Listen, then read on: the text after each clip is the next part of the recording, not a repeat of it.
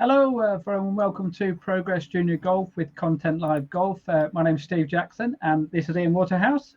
Hello, everybody. Hello, Steve. How are you? I'm okay. Very good. Right. Now, this podcast is all about junior golf. It's about the next generation of golfers. It's about trying to get more boys and girls playing the game of golf. This is show number 14. Wow. How 14. Many have we done? 14. 28 weeks we've been doing this, Steve. Can you believe that? 28 weeks. Fantastic, isn't it? Yeah. Now, this is the second of a three-parter. We're going to be looking at minorities in junior golf. Last time we chatted about disabled junior golfers. Next time it's going to be girls golfers. Today, we're going to be looking at ethnic minorities in junior golf. So we've got interviews with PGA professional Trey Niven. He's done some work with black British golfers. And we're also here from ladies European Tour professional Thalia Martin. She competes against several top Asian golfers on tour. Also, her mum is Indonesian as well. So her experiences of playing in different countries and things like that. Also joining us live as well on the podcast will be Kai Williams. He was named the 2022 Young Ambassador of the Year at the England Golf Awards recently. So it'd be great to get Kai on to get his thoughts on various. A young man I know well as well, Steve, from last year's English Amateur Champs. Absolutely, we might have a sneaky photo of him too when he was a young lad as well later on. But we don't want to embarrass him too much. But there you go. Right now, first things first. So let's cover the latest golf news then, because we've got a fair bit to go through. Let's start with the big competitions. As we well know, if you're not aware of this, the Open Championship is going to be taking place in a few weeks' time. 150th Open Championship. You might have heard that, yes. up at the old course at St Andrews. Now, there's been some big qualifying events to play in this, and as you can imagine, there's been some junior players who've had the opportunity to try and qualify. One of those qualifiers was the Amateur Championship, the R&A Amateur Championship, and it was won by a 17-year-old. It was played at Royal Lytham St Anne's and also St Anne's Old Links, and South African Aldrich Potgier, 17 years old, became the second youngest ever winner of it. Wow. He beat England's Sam Bairstow 3-2 in the final. So well done to him. The previous youngest actually was 16 years old, believe it or not, and that was Italy's Matteo Manassero, who also went on to win on the European Tour. So let's hope he won the BMW PGA at Wentworth. Did Matteo Manassero? I was there that day when he won. He did also. I also won when he won his first event as well on the tour, because he beat one of my mates. I wasn't happy. Actually, story about Manassero, because I was with him last year at the British Challenge on the Challenge Tour. We followed his group down the stretch at Belfry when it was Hugo Leon won. So at the other end of the scale, because Hugo is about the same age as me, which is early to 16, mid to 37. Now, I also mentioned Sam Bairstow there. He lost in the final. So in theory, he missed his opportunity to actually play in the Open Championship. Well, he didn't, because he then went and played it at final qualifier, ironically enough, once again at St Anne's Old Links, and he only went and won it. So credit to him for actually getting back on the horse and going out there and winning it. So he'll be playing in the Open Championship as well. Now, another qualifier, European Amateur Championship. This took place at El Salar in Spain. It was won by Filippo Sella from Italy, so he qualifies also for the Open Championship as well. Scottish teenager Callum Scott from Nairn, he finished third, so just missed out. He also then went on to final qualifying as well, and once again he just missed out again as well. So he finished seventh there in final qualifying at Fem at St Andrews. He was actually third after the first round, so close to getting in those top four. Another amateur, though, did make it through. That was Barclay Brown from Hallamshire. He qualified at Hollingwell. He's 21 years of age. Actually, just staying with talking about professional golf, the Challenge Tour, I don't know if you saw this story this last week or so, Czech Republic's Louis Klein made his debut on the Challenge Tour. Have a guess how old he is? 16? 12. 12 years old. Clearly, I hadn't heard this story then. No, clearly, absolutely. He shot 74 and 72, so he missed the cut, but he finished 112th at Cascada Golf Resort. Now, when I say he only finished 112th, he finished level with a guy called Alfie Plant, who the following week went and won on the Challenge Tour. So obviously, good old Alfie must have learned a bit from this young 12-year-old and thought, that's how I play golf. And then the following week, he got it all right. And obviously, Alfie Plant came through the PGA Euro Pro ranks as well. Absolutely, and someone who's done well in the Open Championship previously as well. So, and I do think he actually is playing the Open Championship on the back of that win as well. So well done. Hang on, Steve. He's 12 years old, played at the tour, shot Yeah. 74, 72. That is insane, isn't it? That's insane. So there's a talent there. 12 years old. Absolutely. So well done to him there. So one to watch out for in the future. Women's Amateur Championship, another massive competition. Once again, big qualifier to play in some massive competitions this year and also later this year as well. Another teenager won that one, Jess Baker from Gosford Park, a 19-year-old. So came through stroke play qualifying, then lots of knockout rounds. Eventually won the final 3 and 2 against Swedish golfer Louise Rydquist. So that's another big event there. Now, Scotland, 2 events in Scotland then to talk about, or 3 events actually to talk about in Scotland. West of Scotland Boys Championship was won by Joseph Kelly. He won on the 19th hole at Hilton Park. Previous winners of that event include Sam Torrance and Martin Laird. So some good players have won that event over the years. Other side of the country, East of Scotland Open, Lachlan Reynolds. He won at London by 3 shots. Now, we're talking about junior golf here. So he was actually a teenager up until the day before the event. So he actually celebrated his 20th birthday. The following day, he went out and he shot 71, 75 on the first day, and then 66, and then 70 to win it. So well done to him. Definitely juniors, though, these two. The Junior Tour of Scotland, they had their latest event at Rowland Castle. Boys winner was Harry Bent from Gullen. Girls winner was Louisa Gibson from Irvine Golf Club. Now, back down in England then. England Under-18s Championship. I could explain what's happened, but I know a man who was there and knows all about exactly what happened. It took place at Woodhall Spa. You were doing live coverage. Tell me all about it, Ian. Yeah, no, great event as always, Steve. As we've come to expect, England golf really are, as our guest Kai will probably give a good testament to as well. It was a great event, played over 3 days. It was stroke play. 36 holes on the final day, and you could tell some of the players started to get a bit fatigued, I think, by the end of the day. However, what a great last group we have. Sam Easterbrook was rocking and rolling the whole time. In fact, I think as we came up 13, he had about a 3-shot lead and was kind of thinking, just got to hold this one, job done. Tyler Weaver was in that final group as well, and I've got to be honest, he didn't really feature until the 18th. Zach Little was in the group ahead, thinking he might get it. He ended up going in at level par, I think, got in. Suddenly, from absolutely nowhere, Sam Easterbrook had a little bit of a mare. I think he double bogeyed one of the par 3s. Tyler Weaver just found himself in position and ended up winning. It was absolutely fantastic. It really, really was. I think it was it 2 under at the end or 1 under? 2 under, yeah. So 2 under. Yeah, so I've put his scores here: 70, 69, 76, and then the final round 71. So yeah, he finished on 2 under. The only player under par. In the end, he won by 2 shots, which sounds like a comfortable win. But like you were saying there, it was touch and go for a long period. It literally wasn't until sort of the end of the 17th really that we thought, oh, hang on, he's now got the advantage, because it was, I've got to be honest, it was Easterbrook all day long. It really, really was. Mackenzie Lewis 5 under par round 1. He led the day after round 1. Easterbrook 7 under at the end of day 2, and he led the way by about 2. I think it was 6 under at the end of round 3. And Weaver was about 2 or 3 under, so he was a little bit off. And then he just stayed in. He just played a solid round of golf. Didn't make many mistakes. And Easterbrook was up and down, up and down. I mean, he played really well throughout the course of the tournament. But yeah, Tyler Weaver took it at the end, and he'll be delighted with that. A couple of names we also need to mention there, because Zach Little, as you mentioned there, Sam Easterbrook. Joint second as well was Alex Maxwell from Royal Fremantle. So 3 of them finished tied second. And Sophia Fulbrook from the Melbourne Golf Club. She was the top girl player in the competition. She finished on 4 over par, 74, 69, excellent second round there. 76, 73 to finish. So well done to all those players. And that for Sophia as well, by the way, earns her a start on the Ladies European Tour. So pretty good going. So well done to her. So good luck in that. Right, staying in English schools competition. This took place at the Gog McGog. The boys winner, player we know very well as well, Jake Soden from the Oaks Golf Club. 72-71 he shot, won by 2 strokes. And the girls winner was Chloe Tarboard from Royal Norwich. A couple of rounds of 72, won by a single stroke there. Moving to Wales then, the Welsh Ping Junior Tour. They have their latest event, the 4th event, which took place at Garnham Park. So they have under 8s, under 10s, under 12s, and under 14s category.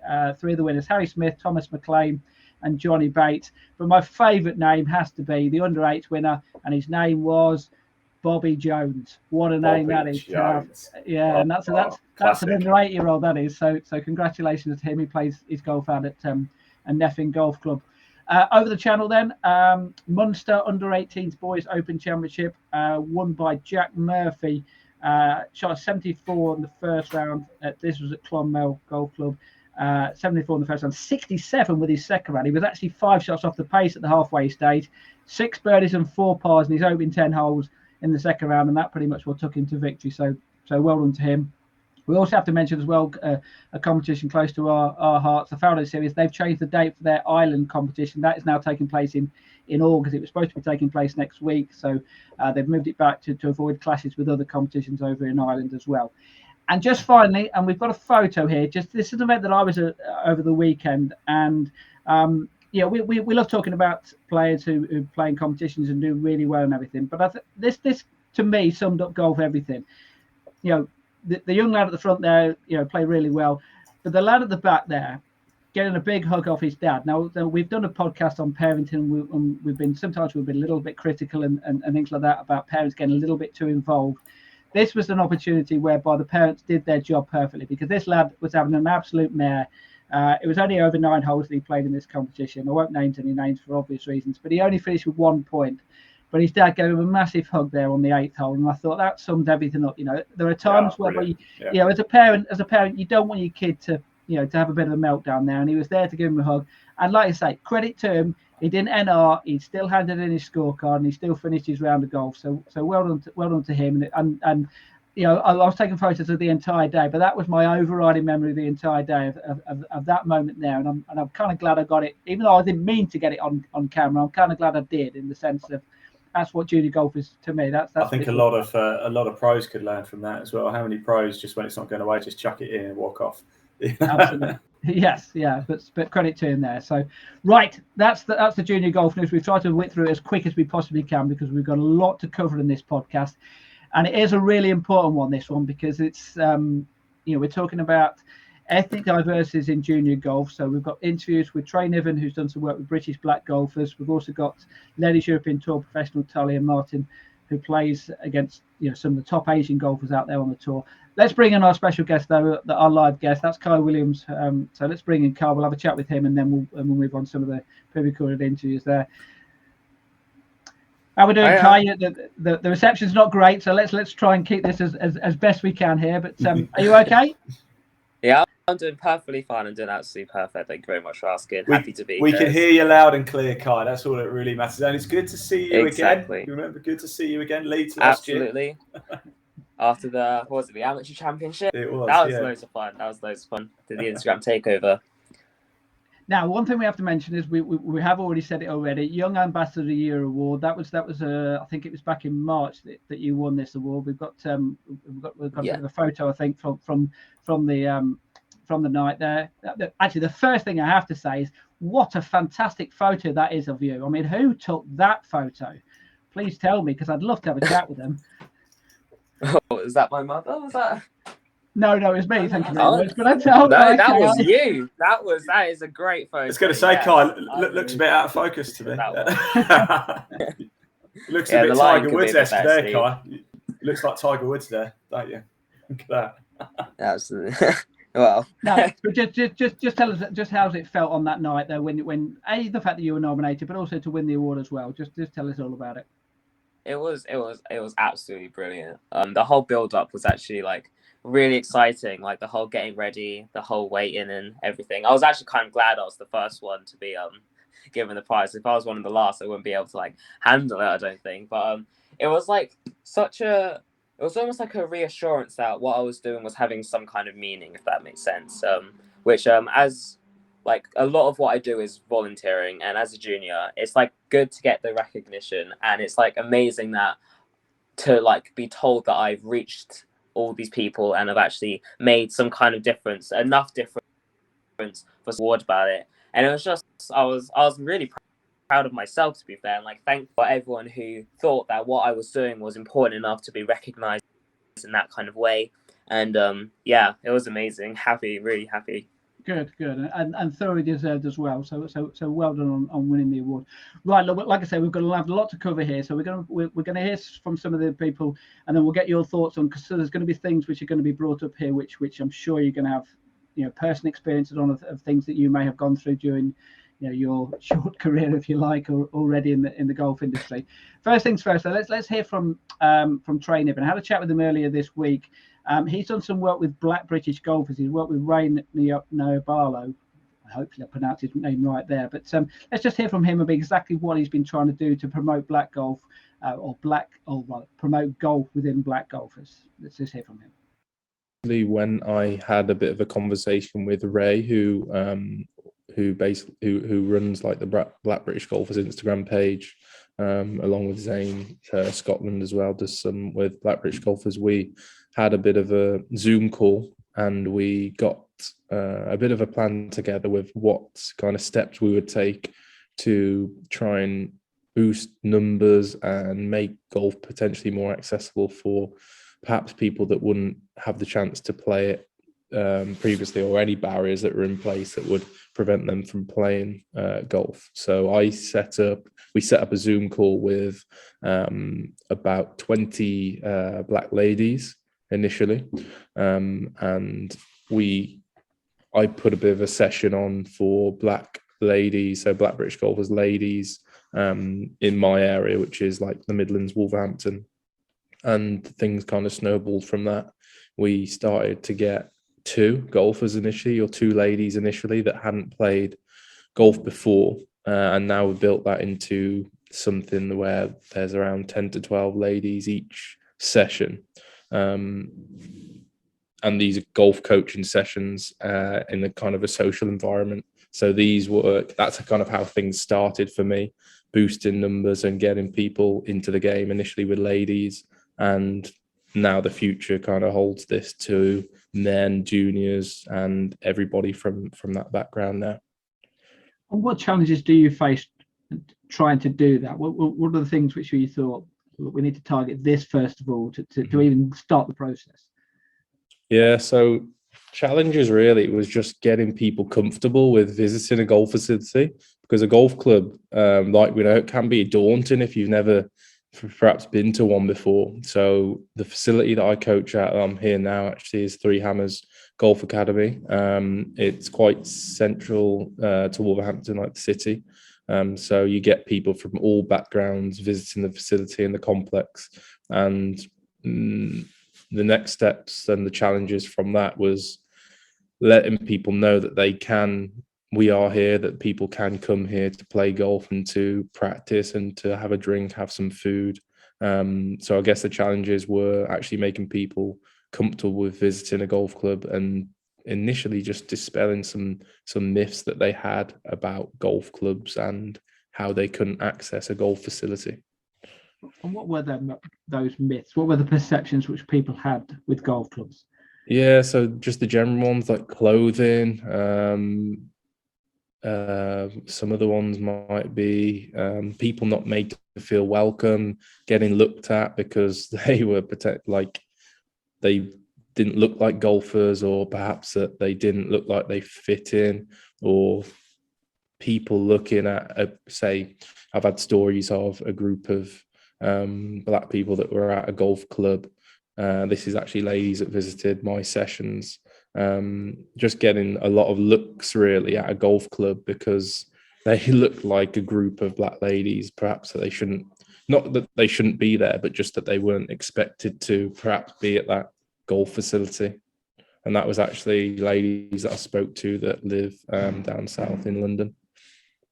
And obviously that's ladies golfers and men golfers as well. How difficult is it for juniors in particular? Because they, if you like, you would hope that a man or a lady should be able to speak up for themselves. But when it's a junior, they might feel that added intimidation of being young as well. How difficult is it for them?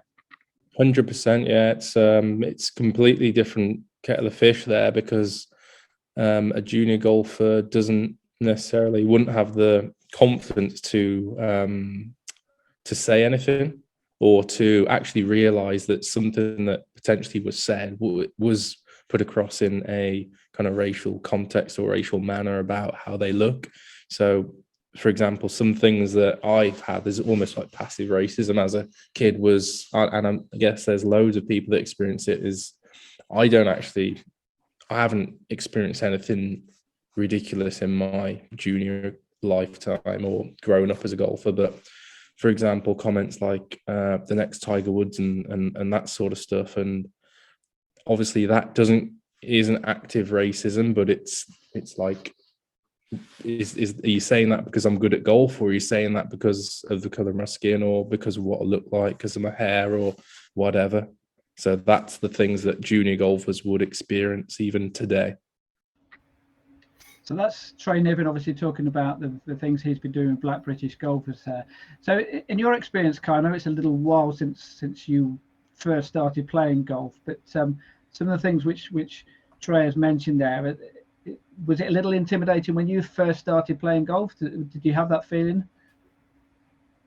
So I started golf like really young. Like I was 4 years old, just turned 4 when I started playing golf. So at that age, you don't really care. You end up just like, it was a group of about 20, maybe 25 at the anyway. It's really popular. So you don't really look, or you don't notice, or you don't really care what anyone is saying or looking. And I didn't notice at all until I started talking about it, possibly like a year before the Sky Sports interview I did a couple of years ago. Where that's just come with age and maturity, and like eventually I started to question, like, why is it that I see very little people who look like me on the golf course? And it wasn't even a picture until that point, if I'm being honest.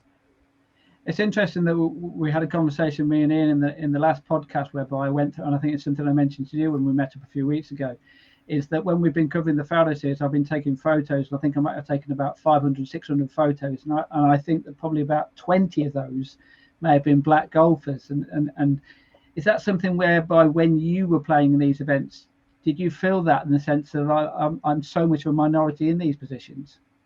Absolutely. It's got to a point where whenever I see another BAME golfer, it's almost like a wow. That doesn't happen. Like that doesn't happen usually.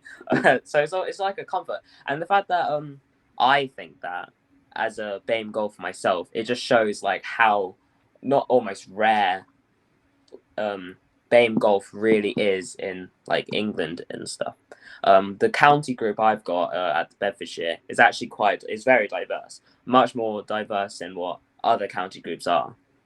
And so especially when I like travel outside of county and perhaps do competitions like the Robert Rock competitions or the Shires competitions, where I go outside of county and go not across the country, but like drive outside of Bedfordshire, it's definitely very rare that I see another BAME golfer, and it's definitely not a surprise to me whatsoever that you only got 20 pictures. If anything, I'm a bit surprised that you got even 20 there in the first place, if I'm being honest. It's like that. Yeah. Now we're going to hear another part of the interview with Trey. He's going to talk about some of the steps which are being taken to promote golf within ethnic minorities. Let's just hear a little bit more from Trey. Some things that we're doing right now as a community of building a bigger picture, building a huge number of golfers which are from a similar background or demographic or look similar. So they're people out in force, and it's not to say, oh, we need to be around stamping our authority that we are here, but just making people aware, getting people through the door so that the likes of people who didn't necessarily see a lot of black golfers at their golf club are now aware, and they are aware that there is black golfers and we do play golf and there is a number of them. I think once people can see that, then all of a sudden you don't get as many comments and those type of words come across. Just explain what the difference is between racism and passive racism then.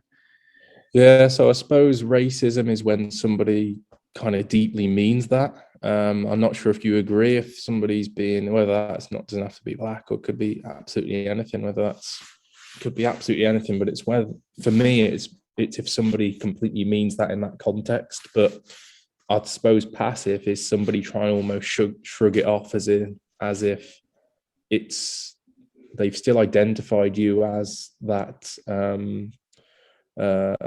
that color or that shape or size or whatever, but they're trying to put it off in a joke context and not it's quite a hard one to explain. So the Tiger Woods, next Tiger Woods thing, that's like somebody giving you a bump on the shoulder and shrugging it off as a joke when they did mean it in a context because they've seen me as a black golfer and put two and two together.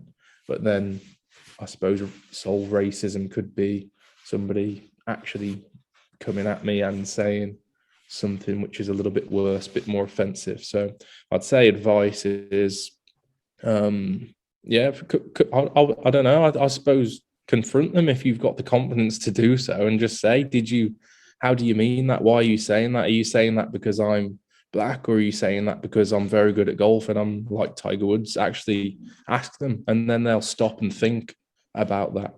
They won't be joking and laughing about that. Actually, there's a chap I met recently called Otis Graham, and he's doing some stuff with rating black British golfers.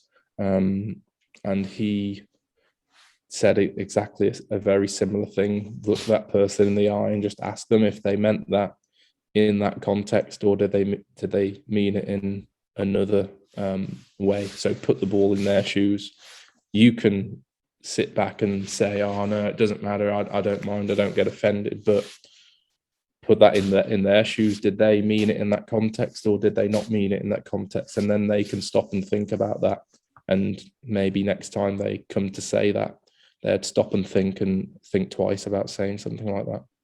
And you know, as a coach, the importance of language and the way that you talk to people and the way that you get the message across. You say about talking to someone and trying to explain it to them, and you use the word confrontation, and that can come across as if it can go the wrong way, can't it? So you have to be a little bit careful about, and in particular, the reputation, if you like, of black people, and that can be difficult, can't it? Yeah, it's not confrontational in an aggressive manner at all, but it's just putting the ball in their court and just asking them. It doesn't have to be aggressive, doesn't have to come across as, oh God, this guy's a bit touchy or whatever, but just a simple, nice smile and question to them. And it's all of a sudden the ball's in their court and they can ask themselves the question rather than you asking them the question. So obviously that's Trey and Niven there talking about racism within the golf industry and trying to passive racism and out racism. Now we're going to put up a tweet which your mum, Kai, put up. I think it was in October, November last year. So she's explaining about an incident with yourself and going to a golf club, and how you'd both been, whether it was racial abuse or whether it was because you were a junior, but someone who was out and out rude to you. So just explain, and there's a response from a friend of yours and mine as well, who's saying how horrible it was, the fact that this person had said or done something. So just go into as much or a little detail as you want, Kai, but exactly what happened in that instance and how did you feel? So I was just playing a practice round at a local club which has a par 3 course, and I was just practicing my shot and everything to improve and stuff. And we booked a tee time, and we got down. It was our tee time. We were at the correct time, correct place, and everything. And we had nobody booked in before us, and nobody booked in behind us. It was just me and my mum just about to tee off on the golf club when this man came from down the hill, and even though we had teed off, or he didn't even know that we were correct. We were in the correct tee time, the correct spot, and he was just saying how can you I think he said something like can you tell him, and then gestured towards me, can you tell him to hurry up because he's keeping people up. And me and my mum looked at each other, and we looked up the hill and we looked in front, we saw no one but him, and then we knew this was our tee time, and it was almost like there was no need to make a comment like that. I wasn't being slow. I wasn't late to my tee time. I wasn't early to my tee time. I wasn't interrupting his game. I didn't even walk off to even walk slowly back for him to say anything like that. So it was almost and it just made me feel, I don't really know how it made me feel. It was confusion at first. It was genuine confusion. I had no idea why he would have to say something, why he'd feel he had to say something like that. And then obviously the doubts come into mind, oh, well, maybe that's why he said it. And then it was just a very, some would say, like, I think personally it was something to do with my race, or maybe it's because I was a junior, or maybe it's because my mum was there. I have no idea, but he was just very rude for like a very odd situation where there was no need to be rude for any reason whatsoever, and it was just yeah. Obviously, that wasn't your home club, but it was. No. Is that an isolated incident? Was that something? Is that the reason why it took you by surprise? The fact that it had never happened before, or do you get, as Trey mentioned there, the passive racism whereby people say things which they may not think that they're being racist, but are. Yeah, absolutely. That is the first situation of like a black minority golfer where I felt like someone has said something purely because I was a junior, or maybe because I was black. But this passive racism, I don't even know if racism is the right word for the situation, because I definitely noticed throughout my years as a junior golfer is the look that he was going on about, and how people may take like a double glance at you, or like maybe think, you can see like people in their mind thinking, what's he doing here, or like what are they doing here? And it's definitely interesting to see, especially as I get older, like you do see it more frequently almost. And also, I mean, you mentioned earlier about the fact that when you were younger, perhaps that naivety of you didn't realise that it was there. Now you're growing a little bit more mature, is the fact that it is becoming more noticeable. Is that a fair comment? That is definitely a fair comment. I mean, at 4 years old, I probably barely didn't even know what racism was to begin with, if anything. But as I've grown older, as I've matured, as I've learned more about like the world and the way things were, I've just noticed it more than what I would have done at like really young ages. Now, I've got an interview with Thalia and Martin. We're going to have an extended interview with her a little bit later about talking her time on tour. But while she's been on tour, her mum is from Indonesian background, has also experienced something herself. Now, she hasn't, but her mum has. Let's just hear what she had to say about the incident, which was quite similar to what your mum and you went through. I never come across anything negative. It's all been really positive on my personal experience. Sometimes my mother, on the other hand, caddying for me, she had a few little experiences where she wasn't comfortable in certain situations. But other than that, for me, myself, I haven't really experienced any difference or anything like that. But what happened there then? It was just to do with how talking to her compared to another caddy or player, I just thought it made her uncomfortable. And I think my mum, she's very sweet and everything, she can handle any certain situation, but when she feels uncomfortable, anyone, if they put someone that is in an uncomfortable position, I feel that I can't explain it, but basically what happened was I was on a bad time, but he was very how can I say this, abrupt, is that, would I say abrupt to my mother, saying quicken up or something like that. But then with the other playing partners, he's like, oh, okay, could you please, saying please, having manners, but snapping fingers and like treating her like she's a dog, like come on. It's just a little bit disrespectful personally, I think, and especially as a mother and stuff like that. But it was just treated a little bit differently, a little bit. Do you think that was she the only woman caddy? Do you think that was part of it as well? So it was more race than sexism, you think, then possibly? I think so, and my mum felt that way. So very similar story there, Kai, about what you went through with your mum. I was intrigued to find out as well, because you've got a younger sister who, in the time that I've seen you playing golf, she really didn't play golf, but she started playing now, and now you're a little bit more mature. You kind of like looking out for her and thinking, is she going to face some of the issues which you and your mum faced at that time last year? Absolutely, it's definitely something that you think about, but it's something that you always think about, like in the world itself. Honestly, when you are a BAME person in our world, you have to think about this sort of stuff.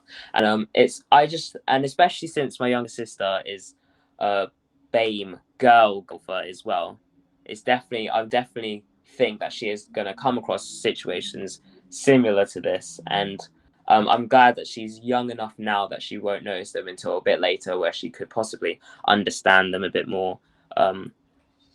But she's still definitely enjoying it in this moment in time. Definitely enjoying golf, playing around with me today, actually, before I got here. So yeah. Good. Now, okay, so actually just widen it a little bit. You mentioned there about it's in the world. Just this week, I don't know how much other sports you follow, but you would have seen the story about Lewis Hamilton, about the comments made about him last year, about racist comments about him. You would have seen possibly the story about a rugby union international who's come out and said that there was racism throughout his career. You would have seen the story with the cricket, with the Yorkshire team, about similar things there. It's not a golf just thing, is it? It's all of sport as well. And in some respects, is that quite sad, the fact that it doesn't seem as if it's moving on? No, yeah, it is very, very sad to like see that it isn't just a golf thing, you know, and it's definitely disheartening to see in other sports, especially like in a professional sense. It's just like it seems like a big step back in like society as a whole, like in the world as a whole, and definitely it's disheartening to watch, if anything. Yeah. Okay, well, we're going to move on to other things as well, and try and find some positives to try and think of that. What do you want to do in your career? Would you like to become a professional golfer? Is that one of the things which you're considering, or staying within the golf industry in some way? Yeah, I don't think I'm planning on more going into like the journalism sort of side of golf than the professional side, if anything. Definitely. You're after my job, are you? Well.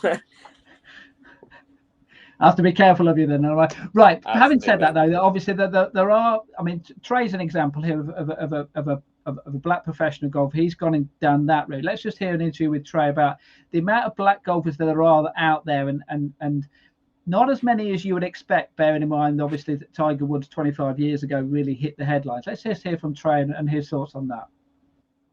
I'd probably count on one hand, really, of black PJ professionals that I know. Maybe a few more in the States, but certainly in the UK, a handful that I know of that I can say. So again, that's another thing that we haven't kind of crossed the bridge with yet, of getting more people from this demographic into this side of things, the professional side of things, whether that be playing or an active, say, PGA coach's role or golf manager's role, pro shop role. It isn't really represented as it should be. But again, this starts from grassroots, doesn't it? It starts from juniors. It starts from letting these young juniors take their first steps into golf, which might eventually progress to something as it has for me. Because without those first steps for me, I wouldn't be here as a PGA golf coach. So it's those first steps. Yeah, just take us through the process of when you first became a professional golfer. Did you feel as if you had to almost prove yourself more than other golfers, or did you feel once you were a pro, then you were okay? How was the thought process? Yeah, so I turned professional would have been the end of 2017, I believe, 18, 19, 20. It might have been the September of 2018. So I turned professional to embark on kind of PGA golf foundation degree. But once I'd been involved with golf for a long time up until then. So I was a junior golfer, I played county golf, had a couple of years playing full-time men's amateur golf, and then kind of progressed to professional, so PGA professional. So it wasn't I don't think it was the step of becoming a PGA professional and thinking, oh, I'm here now, this is it. I've always had a bit of a drive in myself to progress and improve whatever it is that I do. And if I go for something, it's kind of 100% at it. So I didn't really feel that. No, I've just thought it's just another thing in this golf career, and just keep going with it, really. And did you feel when you became a professional that you needed to almost be we mentioned a role model with Tiger Woods, but do you feel as if you were a role model for those ones who may become PGA professionals? Yeah, initially I wasn't really aware up until the last 2 years of how much of an impact, for example, someone like myself could have on the likes of junior golfers in a similar kind of situation or background. But in the last 2 years, it's become more of a role that I've kind of took on to make people from that background more aware and really push people into the game from that side of things, because I know how powerful that could be, in the position of someone like myself could have on that golfer or that potential golfer, which might end up becoming a professional player or might end up just taking their first steps into golf, because it can be so powerful having that effect on somebody. So we're only really over the last year or two, I've found that not pressure as such, but that almost weight on your shoulders to help people from that background. So what would advice you would be for Kai and for other golfers who may be in similar position to Kai, whereby they want to grind out a career in the golf industry? What would your advice be to them? Yeah, so if that's something that you aspire to do, if that's a route that you want to go down, then I would put 100% of everything into that. Don't hold back. If you're dedicated to something and that's something that you can set your sights on and dream about, even if that's playing golf professionally, whether that's being a coach or becoming a golf club manager or anything in the golf industry, if that's what you aspire to do, then put 100% effort into that. You want to live it, you want to dream it, and just go for it, because I see it as, if I'm not working hard, somebody else will, and somebody else is going to take that opportunity. So yeah, Kai is in a great position, he's doing some great things. So if that's a route that he'd like to go down, then absolutely smash it, grab it with two hands, and don't look back. So that's Trey Niven there talking. Some nice comments saying about you there as well, Kai. He's obviously well aware of what you've been doing. So just explain exactly. You are a young ambassador for the Golf Foundation, for England Golf? Sometimes I get a little bit confused. What exactly is the role that you've got? Okay.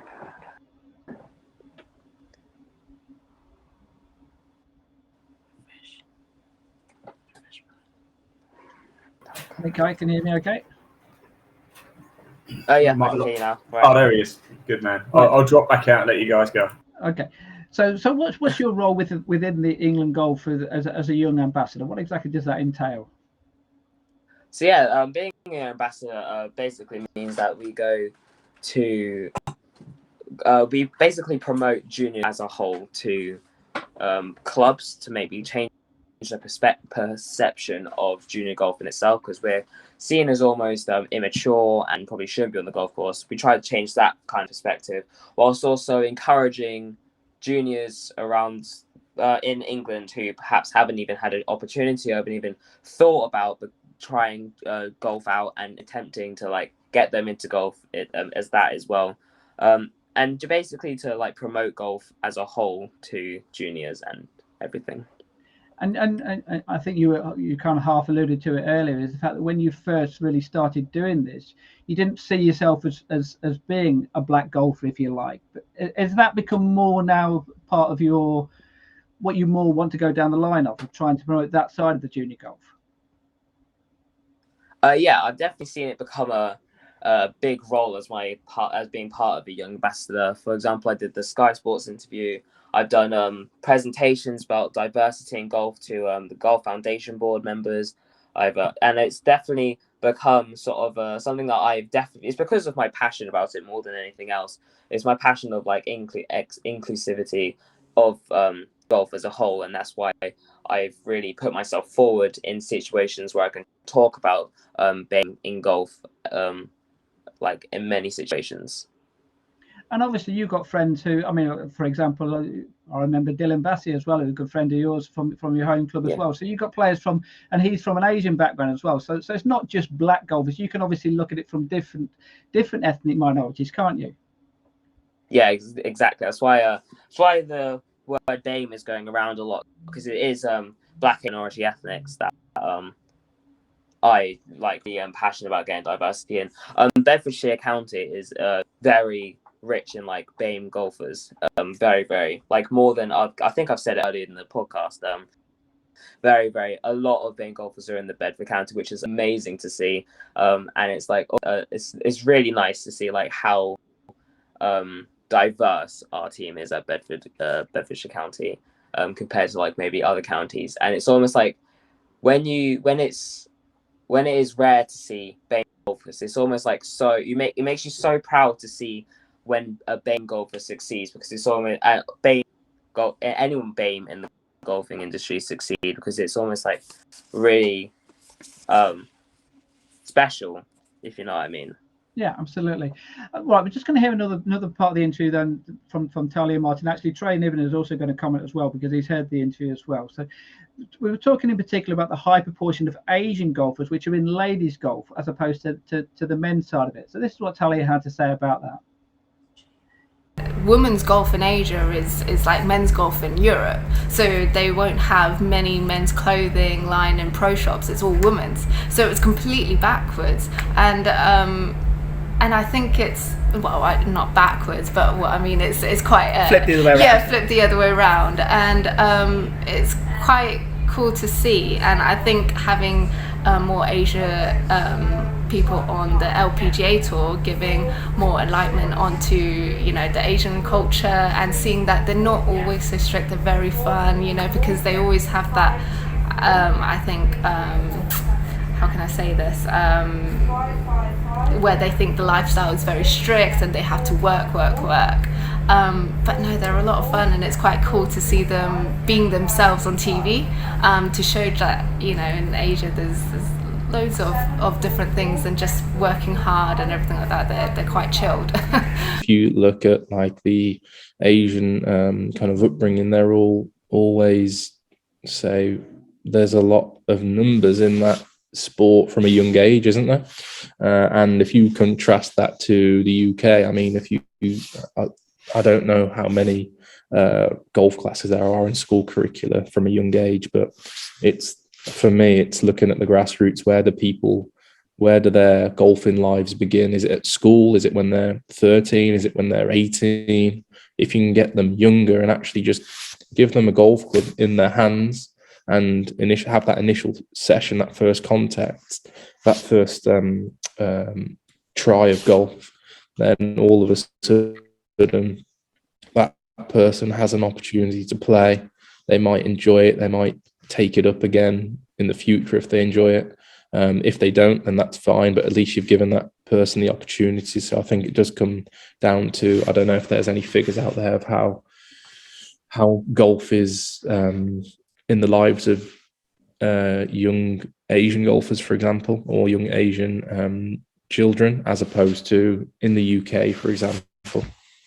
There's obviously juniors watching this, and you've gone through the route where you've gone through amateur golf and you've gone into the professional game. Was that something which inspired you to see that the fact that there were people out there who could go on and do 100%. it? 100%. And I think this is why I joined the LET, because I'm seeing there's a lot more Asian sides coming through, just from everywhere really, like even from North Korea to South Korea. That I met loads of people from Asia on the LET, and it's one of the reasons why I joined, because as well, like, it's nice that I can be a part of that, and meet so many different people from everywhere. That's the main thing. That's what I think is brilliant about the tour.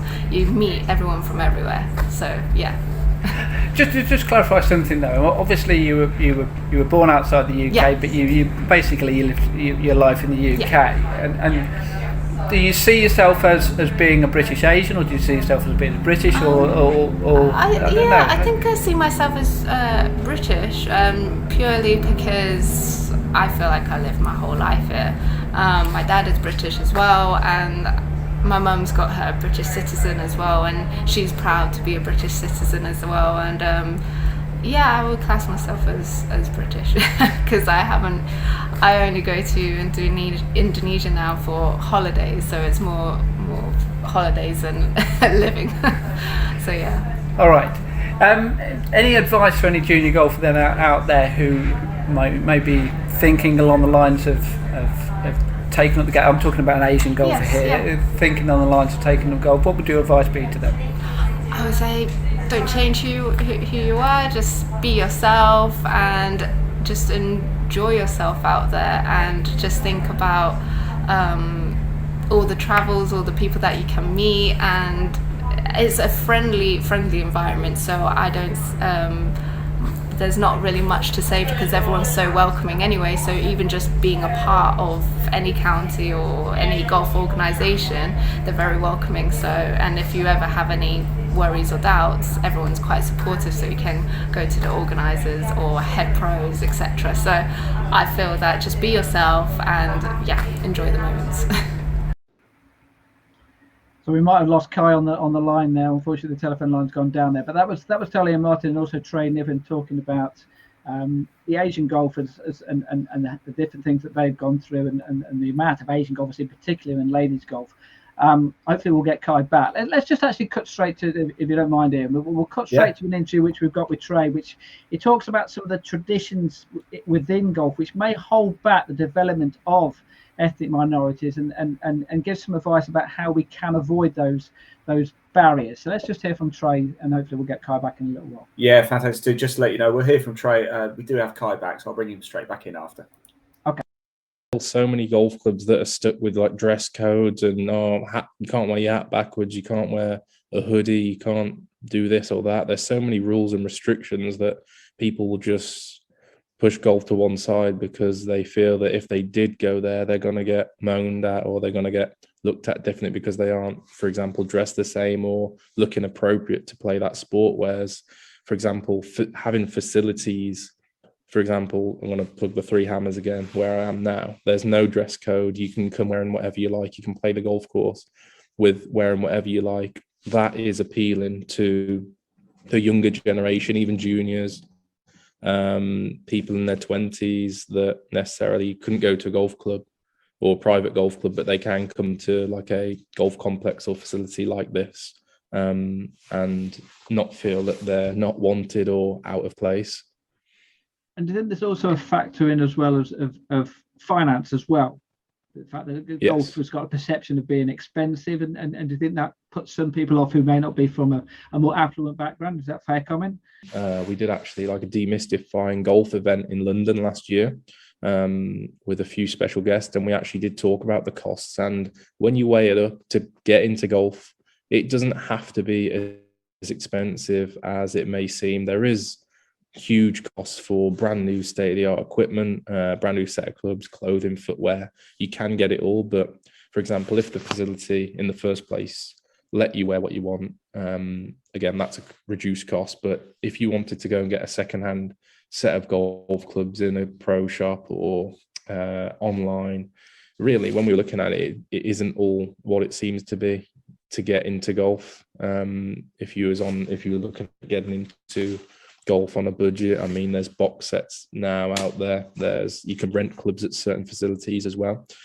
So it can be a factor, but I guess right now, when we've actually weighed it up, it doesn't have to be a factor. If there's a black golfer watching this, a young black golfer watching this, whether it's a boy or a girl, what would your advice be to them of the next step of how to get into the sport?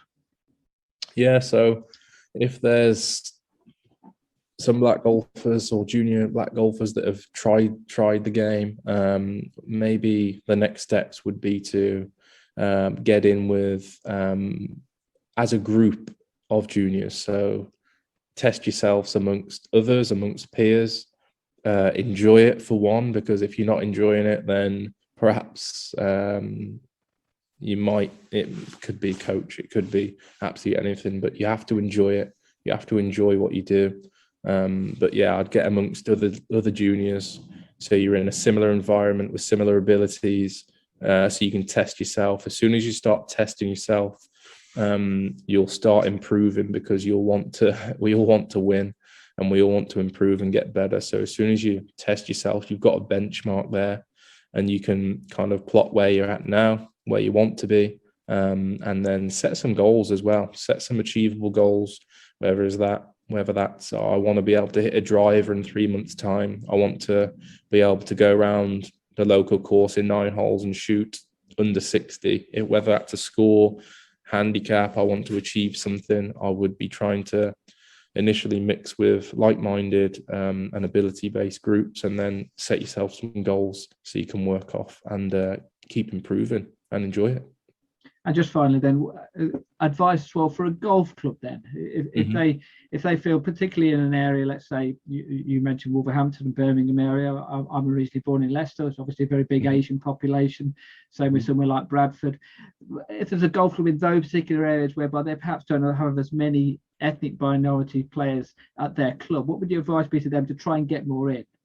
Yeah, set up an event or set up a session and advertise it like crazy. Social media is huge these days. So whether that's an event that you put on as a free taster session, these are also heavily funded now, I believe, by certain bodies around the UK. So there is funded in place for this type of exercises, but maybe like it might be an hour's fun event where you put some food, put some drinks on, and have a blast on the driving range for people in those unrepresented groups. And then all of a sudden, I don't know if that's for a professional, they might get some lessons off the back of it. Advertise it on social media, advertise it on email, advertise it on posters, so people can see what's going on and ultimately take up the sessions, because it's really going to make a difference to so many people's lives and actually the sport that we all love, which is golf. So that's Trey Niven then talking about some of the things which individual golfers, from an ethnic minority might be able to do to get themselves into the sport, or golf clubs as well. Now, I know, Kai, I think you've got your junior captain at your club. I think you've got your captain's day on Sunday. Is that correct? Yeah, that is correct. Yeah. And what are you doing then for your captain's day? I think so. Yeah, it's just a staple food competition around my club. We've got some nearest the pins, some longest drives. We've got a raffle at the end. Got a barbecue where everyone can just socialise a bit after, like have a laugh as a group. It should be a really fun day. And obviously, you'll work with the Golf Foundation, as you mentioned earlier, as well, trying to promote.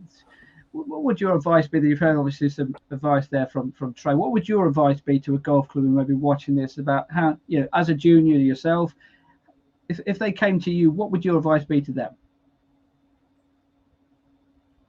them? Definitely utilize social media more than what clubs are doing at the moment. For a club to have an Instagram page, I know how ridiculous it may sound, but a club to have an Instagram page is like find a diamond in the rough at point. And to get the specific audience of juniors of all backgrounds, no matter what background it is, to get them interested, social media is definitely a way to go, and is such a big part of Gen Z and the youth of today, that it is the one thing that clubs aren't doing enough of to get people to become members at their club. And it's just a really shame, because it is definitely a tool that can be used to the golf that they're doing at the club. Really just a quick post to say, oh, this is who's won this competition, very well done to this person, and allows people to see what fun golf, and it also gives them like a sort of feel of what golf can be if you're a member of the club. And it's just a shame the clubs aren't doing more of it. And also, it's not just one social media as well, because there are some social medias out there. So, for example, Facebook. I was talking to a parent the other day, and he was saying that his son turned around to him and said, "That's old school, that social media." So it's keeping up with the social media as well, which old fuddy duddies like me, it's once we just get what used to one, suddenly that's too late. We moved on to another one. So you need to be able to do that to us teachers.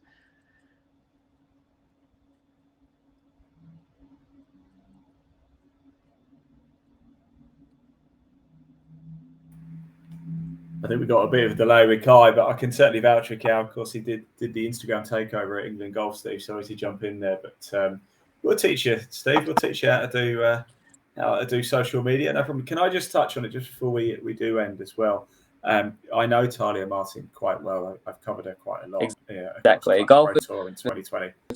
Notoriously known for being behind the times, which needs to stop, because that's not how you're going to get the younger generations, who are the future of golf, to be. I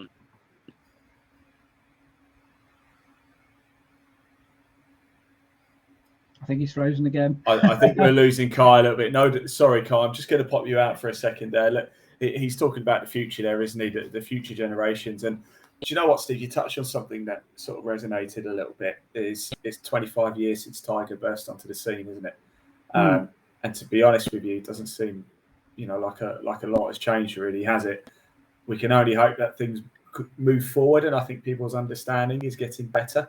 You mentioned the whole thing with Lewis Hamilton the other day. Of course, I'm heavily involved in motorsport, as you know, and yeah, stuff like that. Just on that subject, then, and because obviously you work in the media like myself, how disappointed? The main disappointment with me with what happened with Lewis Hamilton was the fact that it's taken a year for that to hit the headlines.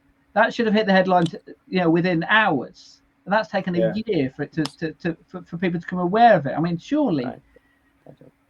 That if I couldn't believe that, the fact that it was hidden almost. Yeah, it's just disappointing, isn't it? Like in this day and age. I mean, come on. As the media, we have more responsibility. We should be highlighting that more. Yeah, absolutely.